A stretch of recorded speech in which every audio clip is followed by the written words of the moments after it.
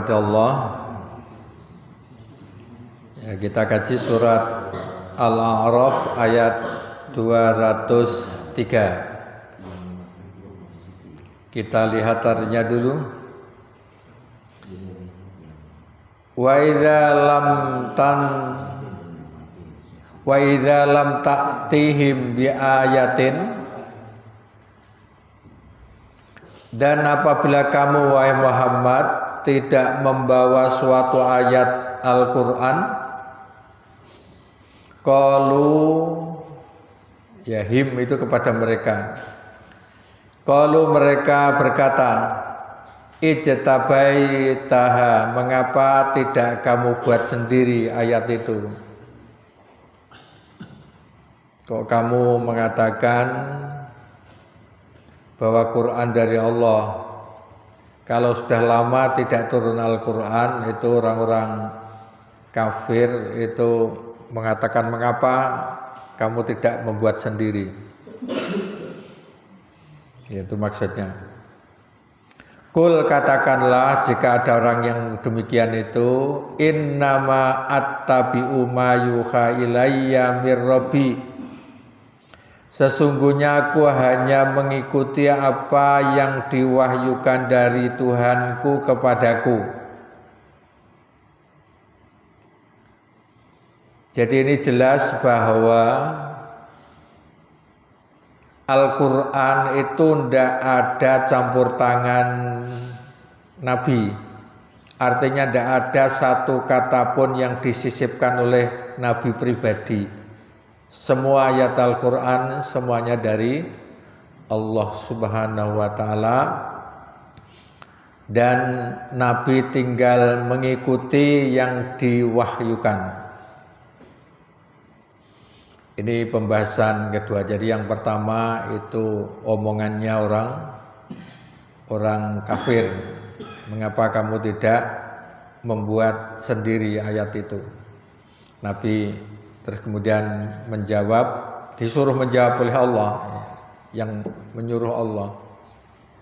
Sesungguhnya aku hanya mengikuti apa yang diwahyukan dari Tuhanku kepadaku.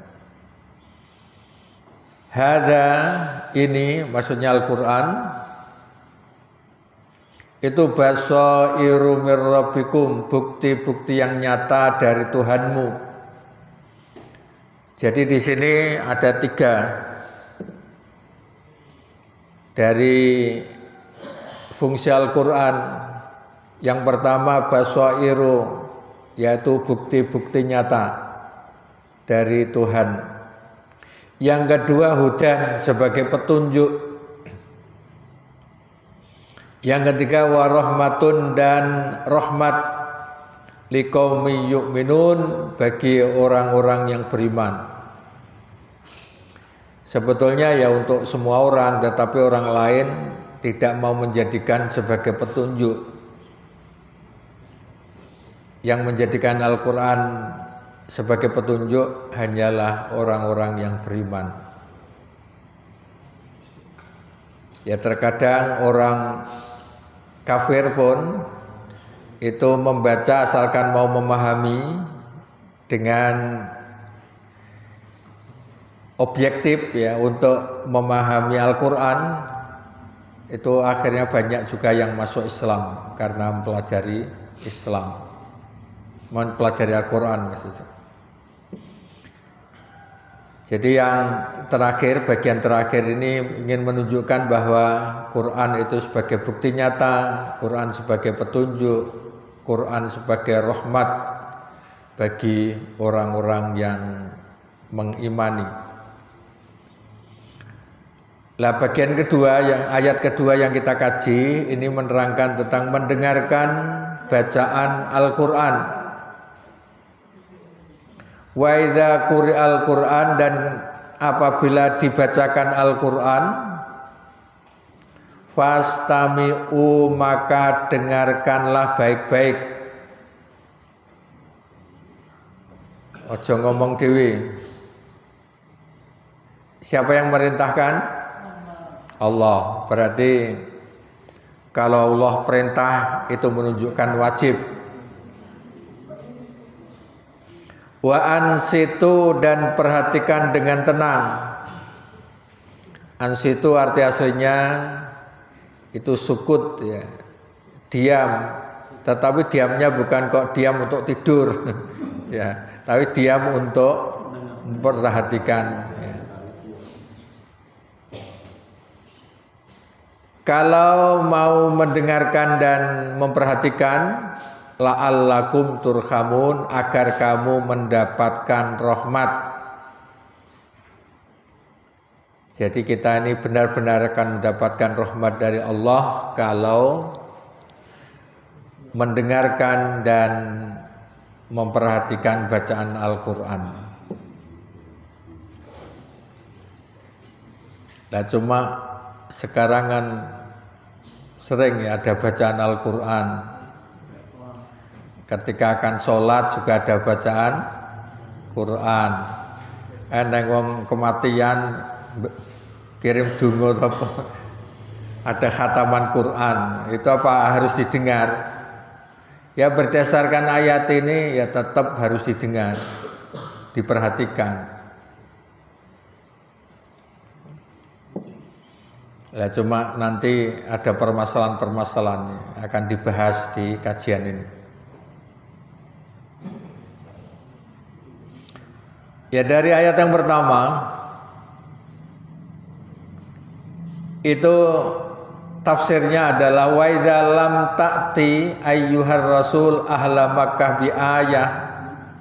Wahai Rasul, jika kamu tidak bisa mendatangkan ayat kepada penduduk Mekah mimaqtaruhu hudusahu, sesuai peristiwa yang mereka minta, au bi ayatim minal Quran, atau ayat Al-Quran, qalu mereka akan berkata halla ikhtalaqtaha wa taqawwaltaha bintil qoi nafsik, mengapa kamu tidak membuat sendiri atau kamu membuat dari dirimu sendiri. Jadi artinya ayat itu dulu sudah kita kaji. Ayat bisa berarti ya, ayat Al-Quran, ayat bisa mukjizat, ya, tanda-tanda kekuasaan Allah sesuai dengan keinginan Allah. Dianggap bahwa ayat itu dibuat oleh Nabi Muhammad. Ya, buat sendiri toh, jangan mengandalkan Allah saja.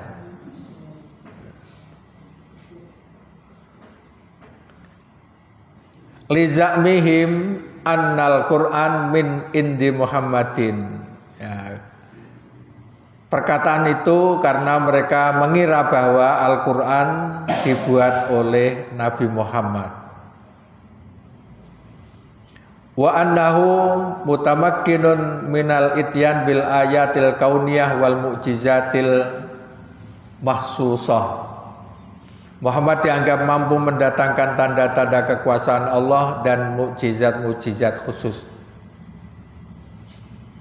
Atau ini bisa diartikan ya, halla talabta minallah alladzi yulabbi laka hajataka, atau mengapa kamu tidak memohon kepada Allah agar mengabulkan keinginan kamu supaya didatangkan tanda-tanda kekuasaan Allah. Ini maksudnya ya. Orang kafir karena bencinya kepada Nabi Muhammad itu terkadang itu ingin, mana buktinya kalau kamu memang itu utusan atau rasul dari Allah. Coba datangkan mukjizat tertentu sebagaimana mukjizat kepada nabi-nabi yang lain, bisa mendatangkan rezeki atau bisa mempunyai keajaiban-keajaiban itu.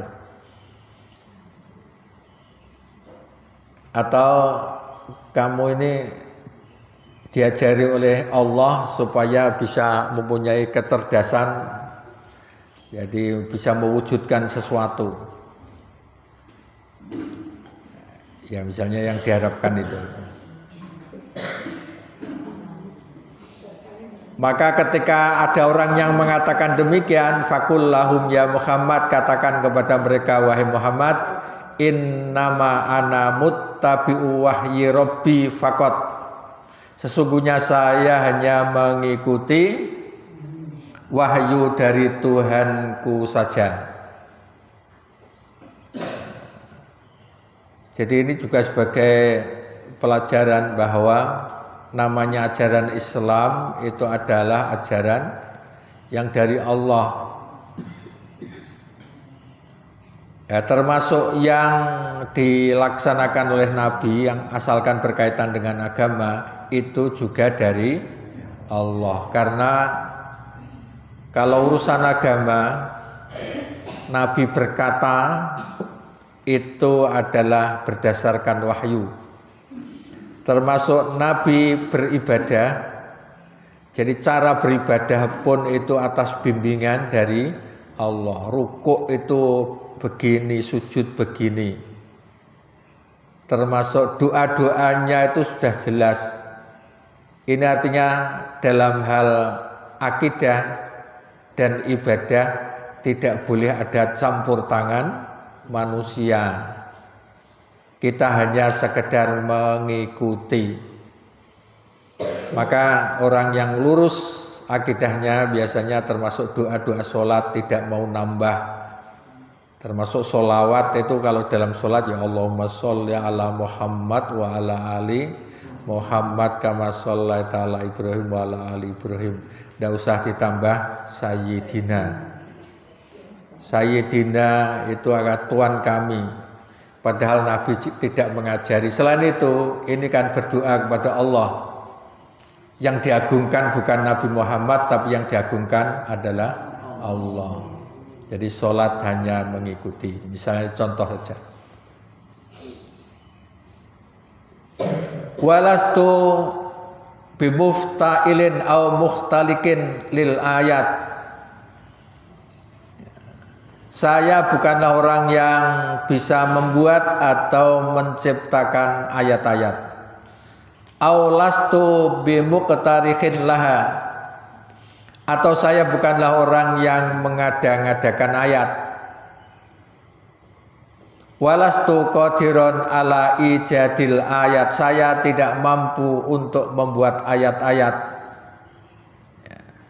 Jadi Nabi terlepas dari itu. Wa nadhiru dzalika qaulu ta'ala, yang serupa dengan hal ini atau ayat ini adalah firman Allah Ta'ala dalam surat Yunus, wa idza tutla alaihim ayatuna bayyinatin qala alladziina la yarjuna liqa'ana ati bi qur'anin ghairi hadza au baddil. Dan apabila dibacakan kepada mereka ayat-ayat kami yang nyata, orang-orang yang tidak mengharapkan pertemuan dengan kami itu akan berkata, datangkanlah Al-Quran yang lain dari ini atau gantilah dia. Apa Quran kok banyak perintahnya, banyak larangannya. Wanita harus berjilbab sumuk misalnya. Ganti yang lain saja, yang ringan misalnya. Diberi keindahan tubuh untuk dilihat kok malah ditutupi misalnya. Ganti saja. Kul katakanlah, ma yakunu li an ubaddilahu min tilqa'i nafsi. Tidaklah patut bagiku menggantinya dari pihak diriku sendiri. In attabi'u ila ma yuha ilayya. Jadi aku tidak mengikuti kecuali apa yang diwahyukan kepadaku. Jadi Nabi itu amanah, termasuk tanda amanah adalah menyampaikan yang dari Allah, dan yang tidak dari Allah juga diterangkan dengan jelas. Bahwa Al-Quran itu tandanya adalah yang dibacakan kepada para sahabat, ya, di depan para sahabat atau dibaca dalam sholat. ini ada wahyu begini langsung dibacakan, atau dibaca dalam sholat itu pasti itu Al-Quran. Yang tidak begitu, tidak dijelaskan nyata, itu berarti bukan Al-Quran. Pokoknya dilakukan ketika menyampaikan itu Al-Quran. Summa nabbahahumul haqqu ta'ala ila ma yuhaqqiqul hadaf. Kemudian Allah Ta'ala mengingatkan mereka kepada perkara yang bisa mengantarkan kepada tujuan. Warsyadahum ila anna hadzal Qur'an annal Qur'an a'dzamul mu'jizat. Dan menunjukkan bahwa Al-Quran itu merupakan mukjizat yang paling agung. Jadi terkadang orang yang tidak senang tidak menyadari itu. Jadi mukjizatnya Nabi Muhammad bukan mukjizat yang berupa fisik sebagaimana Nabi Musa punya tongkat, Nabi Isa bisa menyembuhkan orang yang buta, orang yang lepra, bisa menghidupkan orang mati. Tidak begitu, tetapi mukjizat yang paling agung adalah Al-Quran. Wa ka'annahu qala lahum, seakan-akan Allah berfirman kepada mereka, ma lakum tatlubuna syai'an la yufidukum, mengapa kamu meminta sesuatu yang tidak berguna bagi kamu. Jadi kalau ditunjukkan seperti sulap misalnya, itu belum tentu juga orang beriman, kecuali memang yang mendapatkan hidayah dari Allah. Jadi sebagaimana mukjizat yang diberikan Nabi Musa, tongkat bisa menjadi ular. Ahli sihir itu beriman, tetapi teman-temannya Fir'aun tetap kafir.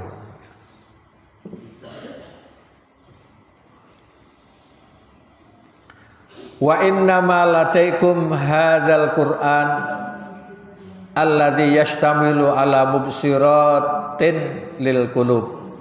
Sesungguhnya di depan kamu ada Al-Qur'an yang membuat perkara yang membuka mata hati. Jadi Quran ya fungsinya seperti itu. Yang pertama, basair itu ya bukti nyata yang membuka mata hati.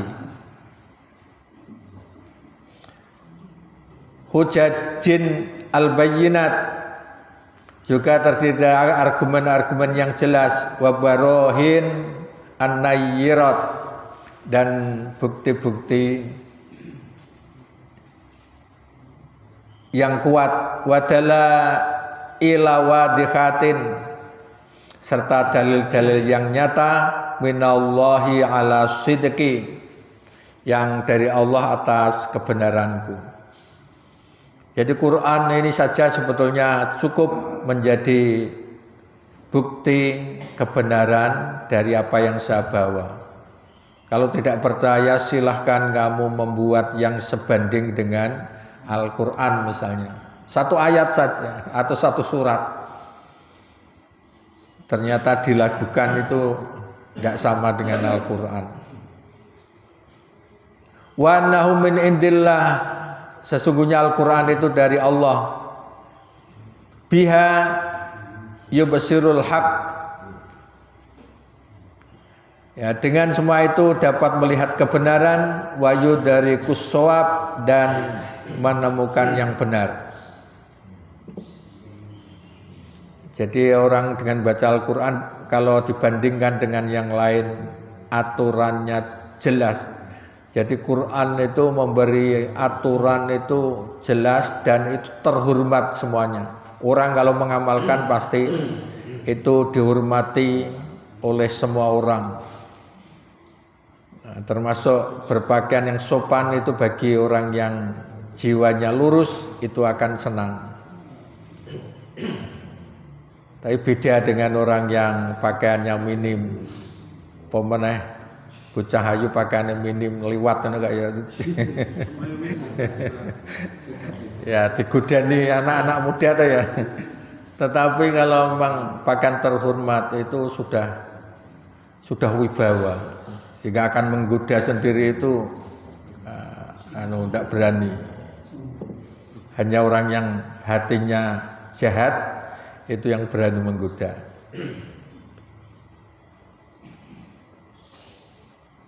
Wa ya'udul mu'minuna biha basara. Dengannya orang-orang mukmin kembali melihat basara ya, ba'dal ama, sesudah buta. Jadi dengan Al-Quran seakan-akan orang itu habis buta terus menemukan kembali matanya itu bisa melihat ternyata luar biasa kebenaran yang dibawa Al-Quran. Semua yang diperintahkan itu membawa kebaikan, yang dilarang itu berakibat buruk, berakibat jelek. Makanya orang yang mendakwahkan Islam itu terkenal dengan istilah amar ma'ruf nahi mungkar, memerintahkan yang baik dan mencegah yang mungkar. Jadi yang dilarang Al-Quran karena mungkar semua. Kama qala ta'ala fi maudhi'in akhar, sebagaimana firman Allah di ayat lain, qad ja'akum basairu mir rabbikum, sesungguhnya telah datang dari Tuhan bukti-bukti yang nyata atau terang. Faman absara fali nafsi, maka barang siapa melihat kebenaran itu maka manfaatnya bagi dirinya sendiri. Waman amiya falaiha, dan barang siapa buta artinya tidak melihat kebenaran maka itu mudaratnya juga kembali kepada dirinya sendiri. Ini li itu kebaikan kembali ke diri, ini ala itu berarti keburukan. Jadi alaiha berarti keburukan menimpanya. Ya, jadi ini ayat penguat di surat Al-An'am, sebetulnya dulu juga pernah kita kaji. Wa hadzal Qur'an hudan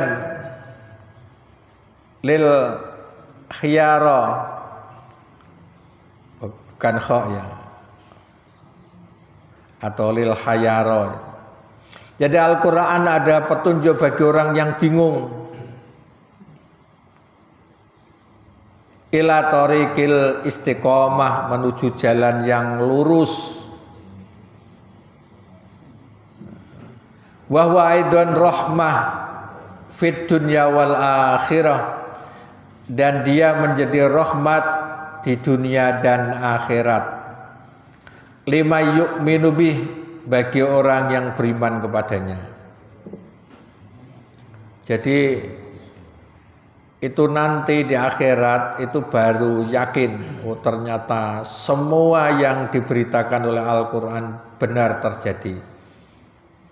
Bahkan di dunia saja itu juga sudah merasakan ketika melakukan perbuatan dosa, perbuatan salah, itu tidak membawa ketenangan. Yang membawa ketenangan adalah iman, mengingat Allah, kejujuran, keadilan.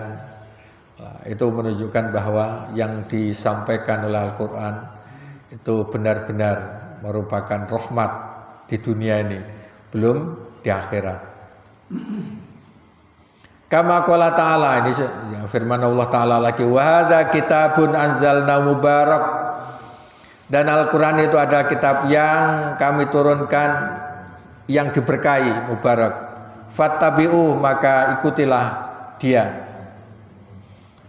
Wattaqu, dan bertakwalah, la'allakum turhamun, agar kamu diberi rahmat.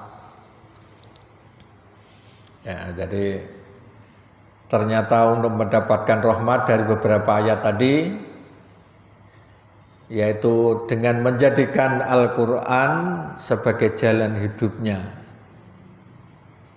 Al-Quran untuk diikuti, hidup supaya mendapatkan berkah juga mengikuti Al-Quran. Faman amana bihi wa amila bi ahkamihi, barang siapa yang beriman kepadanya dan mengamalkan hukum-hukumnya, fahuwa minal muflihin, maka dia termasuk orang-orang yang beruntung, duna siwahum, bukan orang lain, hanya orang yang mengikuti dan mengamalkan hukum Al-Quran yang akan beruntung. Jadi berarti orang yang bertakwa itu prinsipnya adalah orang yang beriman dan mengikuti Al-Quran. Yang tidak mengikuti berarti itu belum menjadi orang yang beruntung.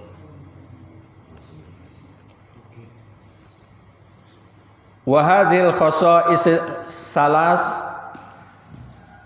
ketiga karakteristik ini tadi ya, Quran itu kan sebagai basair, sebagai hudan, sebagai rahmat. Itu mutafawitatul bayan. Jadi berbeda tingkatan penjelasannya, bihasbi ahwali talibil ma'arif, sesuai dengan keadaan dari para pencari pengetahuan. Artinya sejauh mana dia itu bisa menemukan bukti nyata, bisa menemukan petunjuk, bisa menemukan rahmat, itu sesuai dengan ya keadaan orang masing-masing yang mencari itu.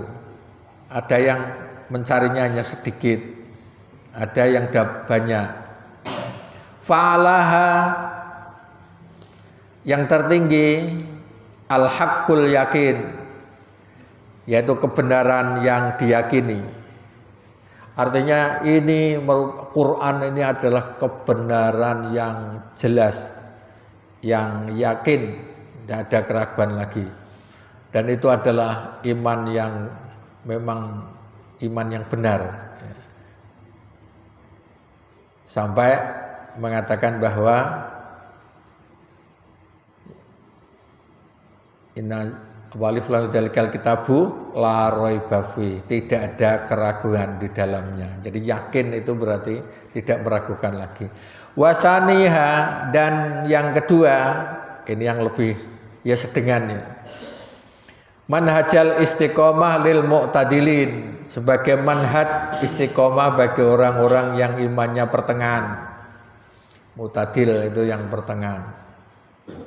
Mengikuti Al-Quran ini saja itu sudah menjadi jalan. Ya di jalan, tetapi terkadang namanya orang yang pertengahan itu ya tidak semuanya dilaksanakan. Yang dilaksanakan biasanya hanya yang pokok-pokok saja.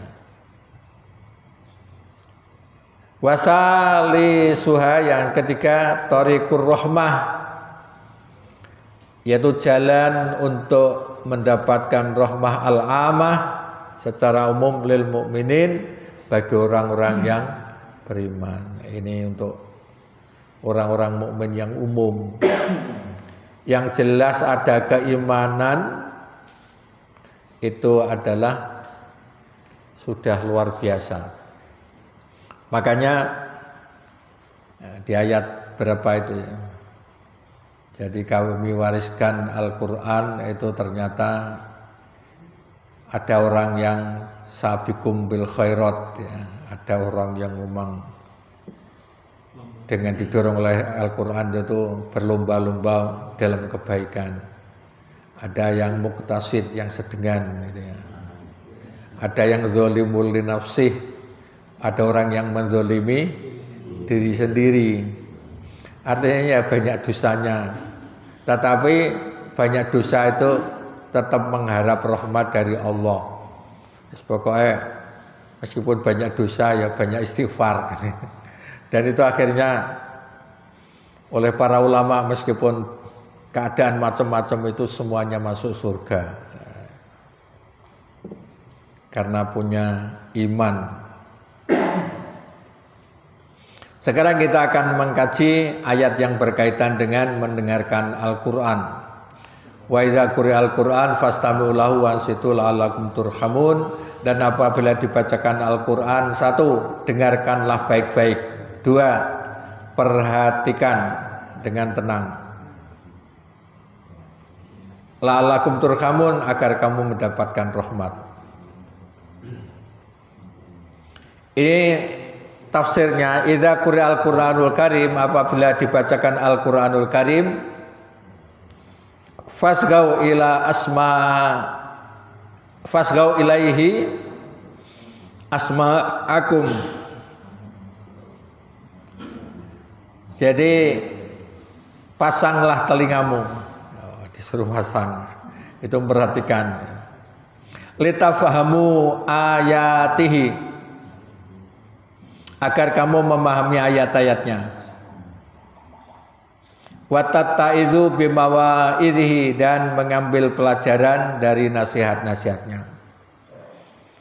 Jadi baca Al-Quran, mendengarkan Al-Quran, itu sampai ke sana sebetulnya ya tujuannya. Belajar tafsir sendiri bukan sekedar kena ramelok kumpul diomongi Ustadz, diomongi Pak Aris misalnya. Ya harus didengarkan ini dengan baik.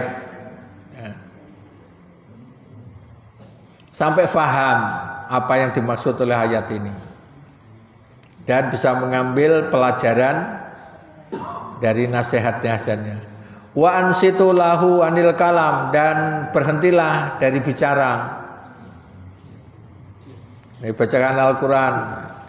Masukut dengan diam. Wal khusyuk, dan khusyuk. Khusyuk tunduk. Litakiluhu, agar kamu memahaminya. Watatadabbaruhu, dan kamu bisa merenungkannya. Ngerti ra ngerti ya dengarkan. Karena mendengarkan Al-Quran itu juga suatu ibadah ya, mendengar Al-Quran itu juga ibadah. Jadi mungkin tidak paham artinya, tetapi diyakini bahwa itu dari Allah, maka nanti ada keimanan yang bertambah. Asalkan dengan tulus ikhlas, jangan karena terpaksa. Nah, terpaksa ya menggerutu, opo ya diwaca. Walaita tawassalu bidzalika ila rahmatillah. Dengan hal itu kamu bisa sampai kepada rahmat Allah, bisa babi tafahumihi watti'adin bimawaidhihi, disebabkan oleh pemahaman terhadapnya dan mengambil pelajaran dari nasihat-nasihatnya. Fa innahu la yaf'alu dzalik illal mukhlisun, karena sesungguhnya tidak bisa melakukan hal itu kecuali orang-orang yang ikhlas. Jadi tidak ngaji ini ya pengen metua, tidak mau mendengarkan kecuali orang-orang yang ikhlas. Semoga ini sabar sampai akhir, ini menjadi orang-orang yang ikhlas.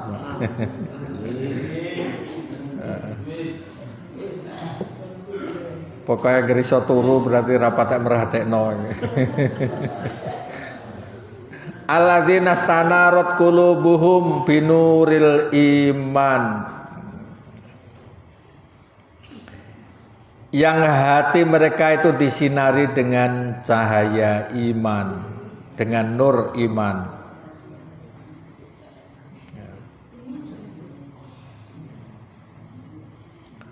Jadi wal ayat tadullu ala wujubil istima' wal insot lil Quran. Ayat ini menunjukkan atas wajibnya mendengarkan dan memperhatikan ketika dibacakan Al-Quran.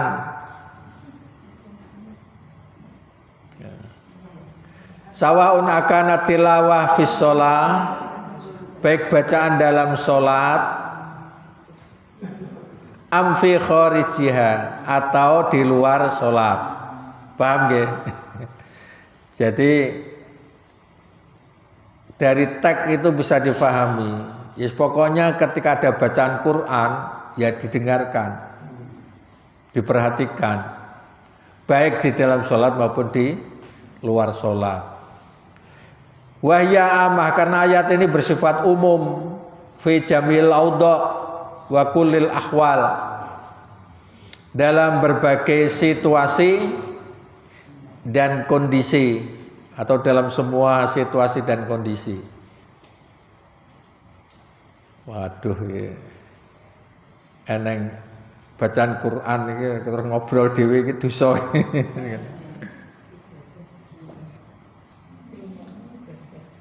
Wa yata'akkadu dzalika fis shalah, dan yang dianjurkan sekali adalah ketika salat al-maktubah yang wajib. Idza jaharul imamu bil qiraah, jika imam itu membaca dengan suara keras. Jadi kalau imam membaca dengan suara keras, ya cukup diam, karena Qur'annya tadi, fa idza quri'al Qur'an, dibacakan Al-Qur'an itu fastami'u lahu ansitu, dengarkan, perhatikan. Sehingga memahami ayat ini dikuatkan dengan yang lain, nanti ada penjelasannya. Itu membaca keras apapun juga, baik Al-Fatihah maupun surat, semuanya diam, tidak usah baca apapun. Ya, tidak usah baca apapun. Diyakini bahwa mendengarkan hukumnya sama dengan membaca. Tetapi Imam Syafi'i punya pemahaman lain. Ketika baca Fatihah, ya harus dengarkan, tetapi Fatihah tetap wajib dibaca oleh makmum. Bacanya apa? Bacanya ketika imam membaca surat. Tetapi bagi yang lain, termasuk ulama-ulama yang lain, itu ya dengarkan, ini sifatnya umum. Apa gunanya dibaca dengan keras kalau memang tidak untuk didengarkan? Nah, itu ada dalil-dalilnya semua. Ya memang bertahap. Yang diyakini bahwa ada 2 tahap perintah Nabi. Yang pertama memang ada hadis, ya, jangan membaca Al-Quran kecuali Fatihah saja. Itu yang dijadikan dasar Imam Syafi'i. Tetapi berikutnya ada hadis lain, ya. Pokoknya ketika imam itu baca, ya harus diam semua. Ini ada hadis, ya, yang menguatkan itu. Langsung kuningnya saja. Ini sabda Rasulullah sallallahu alaihi wasallam. Innama ju'ilal imam liyutamma bih. Sesungguhnya imam itu dijadikan untuk diikuti. Fa idza kabbara fakabbiru. Jika ia bertakbir maka segeralah bertakbir. Fa di situ berarti litartib fakabbiru, artinya menunjukkan urutan. Pokoknya imam selesai takbir kamu segera nyusul. Wa idza qara'a fansitu, dan apabila dia membaca, imam itu membaca, maka dengarkanlah. Lah ini yang membaca apapun juga itu disuruh mendengarkan. Hadis ini selain diriwayatkan oleh Muslim juga diriwayatkan oleh Ashabus Sunan dari Abi Hurairah. Jadi pemilik sunan-sunan yang 4 itu, yang 6 ya. Habis Kutubus Sittah. Wa hadza huwal marwi anil Hasan Basri. Ya, tadi diriwayatkan oleh Hasan Basri. Kalau menurut Hasan Basri kewetat ini, pokoknya kudu didengarkan. Lakin jumhur Walakinal jumhur, tetapi jumhur khassu, memberi kekhususan. Khususnya apa? Yang wajib untuk didengarkan wujubul istima' wal insat bi qiraatir Rasul sallallahu alaihi wa alihi wasallam fi ahdihi, yaitu mendengarkan bacaan Al-Qur'an dari Nabi di masa Nabi. Jadi Nabi kan membacakan Al-Qur'an itu wajib kalau Nabi yang membacakan, itu menurut jumhur ulama. Yang kedua wabi qiraatir shalah, dan dibacakan ketika sholat, harus didengarkan, aja maca dhewe. Termasuk ketika sudah dibacakan Al-Fatihah, baca doa iftitah harus berhenti, tidak boleh dilanjutkan. Jadi membaca doa iftitah harus berhenti juga. Jadi yang pertama bacaan Nabi, yang kedua bacaan sholat, kalau keras harus berhenti, makmum. Yang ketiga adalah wal khutbah mim ba'dihi. Jadi khutbah sesudah zaman Nabi. Ya, ketika ada khutbah itu harus didengarkan. Khususnya ketika khutbah kan rukun khutbah harus ada bacaan Al-Qur'an. Ada yang meriwayatkan bahwa perintah untuk diam dan mendengarkan itu adalah diam dan mendengarkan ketika khutbah. Karena di dalam khutbah itu ada bacaan-bacaan Al-Qur'an. Jadi yaumal Jum'ah pada hari Jum'ah. Jadi intinya menurut jumhur ulama itu yang diwajibkan zaman sekarang dua, yaitu ketika mendengarkan bacaan sholat, yang kedua adalah ketika ada khutbah Jumat. Kenapa? Li'anna ijabil istima' wal insat fi ghairi sholah wal khutbah fihi kharajun azimun. Karena mewajibkan mendengar dan memperhatikan di luar sholat dan khutbah adalah kesulitan yang besar. Alasannya angel zaman saiki wong nyetel qiraah gitu terus. Dan kadang-kadang lewat itu juga ada orang yang ya, terus di HP terus ditip sendiri itu ada bacaan Al-Qur'an, mosok kon ngrungokno meneng. Tidak beraktivitas gitu ya. Apalagi Ramadan ya, darusan setiap musola kon ngrungokno kabeh ora oleh turu. Ya termasuk itu pemahamannya kan, dengarkan, jangan tidur kan gitu. Jangan ngomong, ansitu kan diam gitu ya. Jadi karena kesulitan yang besar id yaktati tarkal amal. Ini akan membuat orang meninggalkan aktivitasnya. Kalau wajib itu harus toh ya. Berarti kalau tidak dilaksanakan kan dosa. Wajib kan gitu pengertiannya. Lalu berarti kan dosa. Makanya saya juga kurang sependapat ya Quran dibacakan tanpa hanya sekedar menginginkan barokah. Apa yang duwe gawe nekakno wong kon maca Quran padahal kan suwi ibu riwari wingi. Dadi ora ana sing ngrungokno, sibuk masak, sibuk persiapan untuk acara itu, acara mantenan apa. Lah itu kan itu kan dosa, wong akeh sing dosa. Ya mbuh. Ya intinya maka jumhur ulama tidak mewajibkan kalau di luar sholat semacam itu, karena itu kharajun azim, itu adalah kesulitan yang besar.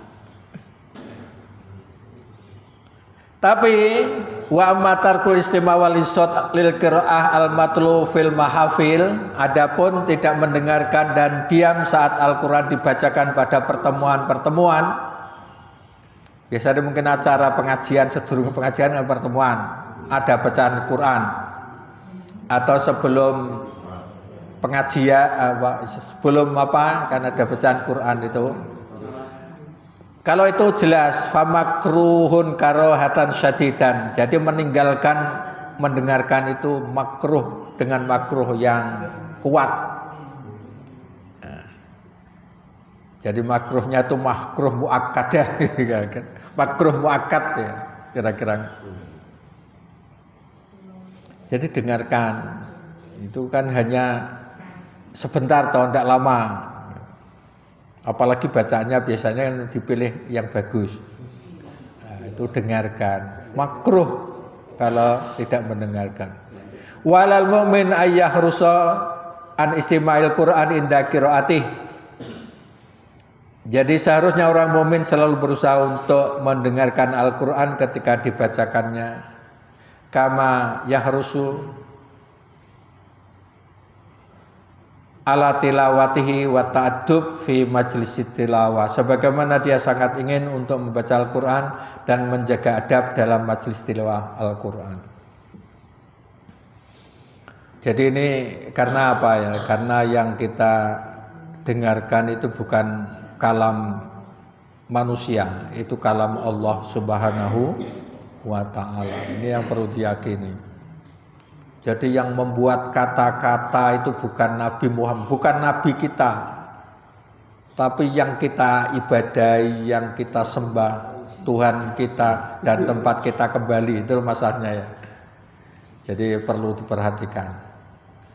Berarti kalau untuk kita, ini yang perlu kita perhatikan, satu, dalam sholat ya, kita harus mendengarkan dan diam. Yang kedua, dalam khutbah. Yang ketiga, ketika ada pertemuan-pertemuan.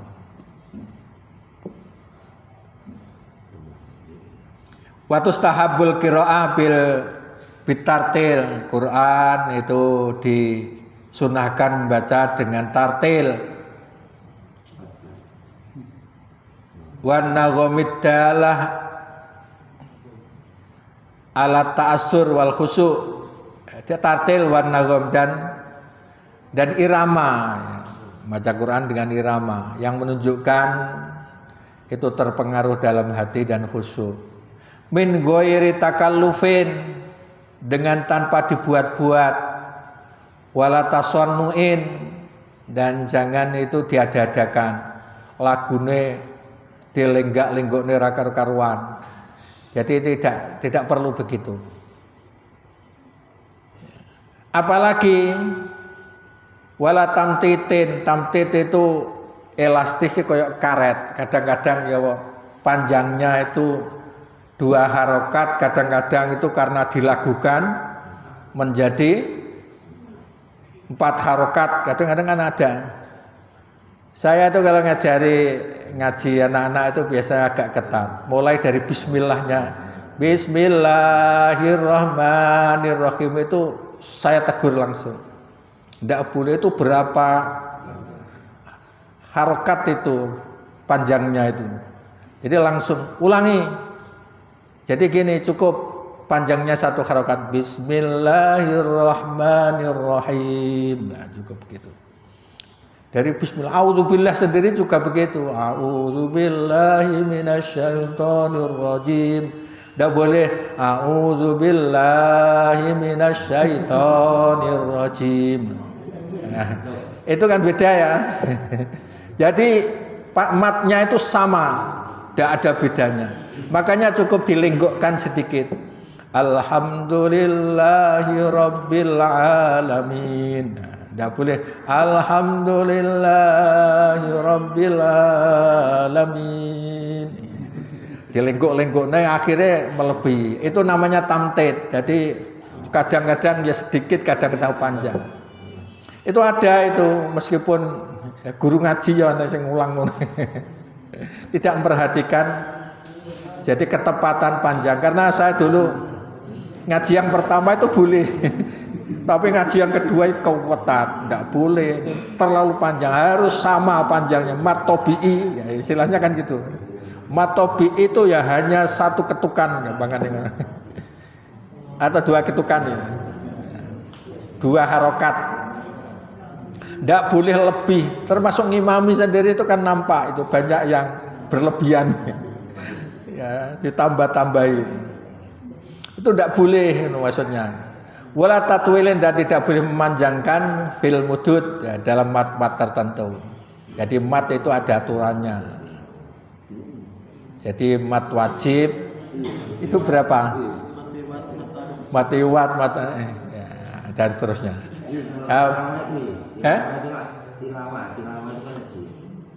Tilawah itu seimbang yang penting.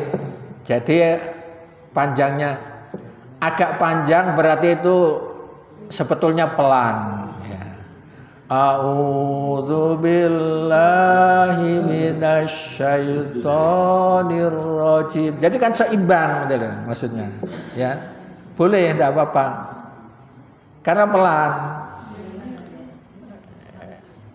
Jadi a'udzu billahi minasyaitonir rajim. Kalau saya biasanya lagu itu dibuat di dengungnya, di idgham ikhfa itu dibuat lagu. Jangan dipanjang yang mat tobi'i itu. Atau memang mat wajib muttasil atau mat jaiz gitu ya. Nah itu dibuat lagu, yang panjang itu dibuat lagu, tapi jangan mat biasa itu gitu loh. Paham ya? Nah, jadi ada tempatnya, tidak sembarang. Perhatikan kiroah itu pasti mengikuti aturan itu. Jadi agak panjang, bukan kok panjang, tidak, agak saja. Dan itu menunjukkan pelan sebetulnya. Ini pelan kan agak panjang semua. Anak sudah tua, kok tidak seimbang gitu loh, itu janganlah. Saya kira cukup sekian ya.